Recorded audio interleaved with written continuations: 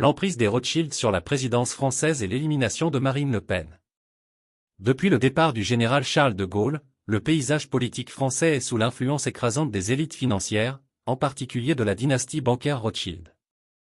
Tous les présidents français ayant succédé à de Gaulle ont entretenu des liens avec cet empire financier puissant, façonnant des politiques favorables aux agendas mondialistes tout en marginalisant les mouvements nationalistes qui remettaient en cause leur domination. Emmanuel Macron, ancien banquier chez Rothschild, incarne l'exemple le plus flagrant de cette machine politique contrôlée par l'élite. La défaite manipulée de Marine Le Pen. Lors de la dernière élection présidentielle, Marine Le Pen s'est imposée comme l'adversaire la plus redoutable face à Macron. Elle a su capter le mécontentement du peuple français, offrant une alternative aux politiques néolibérales qui ont sapé la souveraineté nationale, l'identité culturelle et la stabilité économique. Cependant, Macron et ses alliés socialistes ont orchestré une manœuvre politique visant à empêcher sa victoire.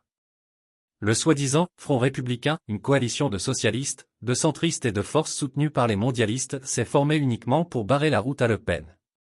Cette alliance, motivée par la peur d'un retour du nationalisme, a manipulé la perception publique et les mécanismes électoraux pour assurer la réélection de Macron.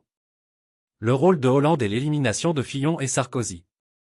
L'ascension de Macron ne résulte pas d'un soutien populaire spontané, mais d'un stratagème politique savamment orchestré.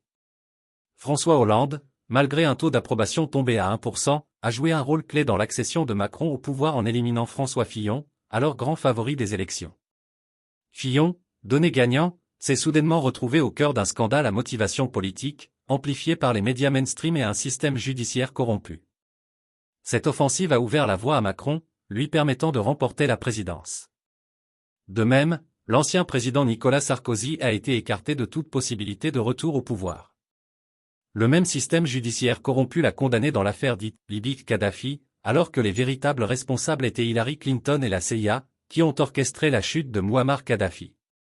En condamnant Sarkozy, l'État profond français s'est assuré qu'aucun candidat conservateur de poids ne puisse défier Macron, consolidant ainsi l'emprise de l'élite soutenue par les Rothschild sur l'avenir politique de la France. La répression prévisible de l'opposition. L'establishment contrôlé par les Rothschild sait parfaitement que Marine Le Pen, tout comme Giorgia Meloni en Italie, était en passe de remporter la prochaine élection. Sa popularité grandissante, alimentée par une insatisfaction croissante face à la gouvernance autoritaire de Macron, représentait une menace directe pour les élites financières et politiques en place. Plutôt que de risquer une transition démocratique du pouvoir, la cabale dirigeante a opté pour une élimination pure et simple de Le Pen de la course électorale.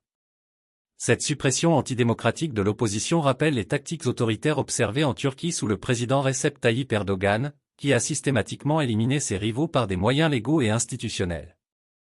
Erdogan sait parfaitement que si le maire d'Istanbul, Ekrem İmamoğlu, se présentait contre lui lors des prochaines élections, il l'emporterait haut la main. De plus, Erdogan n'est même pas éligible pour un troisième mandat selon la constitution turque, ce qui rend ses tentatives d'emprisonner İmamoğlu sur des accusations fabriquées encore plus désespérées. De la même manière, en France, l'administration Macron et ses soutiens ont eu recours à des manœuvres judiciaires et politiques pour museler toute opposition sérieuse, garantissant que seuls des candidats approuvés par les mondialistes restent en lice. La France, qui jadis guillotinait ses rois pour cause de tyrannie, se retrouve aujourd'hui sous la coupe d'une élite non élue qui utilise la manipulation judiciaire plutôt que la lame pour faire taire la dissidence. La gouvernance despotique de Macron. La présidence de Macron est marquée par un profond mépris public, des mesures autoritaires et des politiques servant les intérêts financiers plutôt que le peuple français. Son mandat a entraîné une succession de protestations, du mouvement des Gilets jaunes aux grèves massives contre la réforme des retraites, toutes réprimées par l'État. Malgré ses prétentions à défendre la démocratie, les actes de Macron révèlent un style de gouvernance qui rappelle les monarques que la Révolution française avait cherché à renverser. L'avenir de la lutte politique en France. L'exclusion de Marine Le Pen des prochaines élections est un signal clair que la démocratie française est à un point de rupture. Le peuple français fait face à un régime qui ne fonctionne pas pour son bien, mais sous l'influence des financiers mondialistes. La question demeure, les Français accepteront-ils cette suppression orchestrée de la vie politique, ou se soulèveront-ils contre les forces qui ont détourné leur République? Une chose est certaine, l'histoire a montré que lorsque l'oppression atteint son paroxysme, le peuple finit toujours par reprendre le pouvoir. Que ce soit par les urnes ou par la mobilisation populaire, la lutte pour une France véritablement souveraine continue.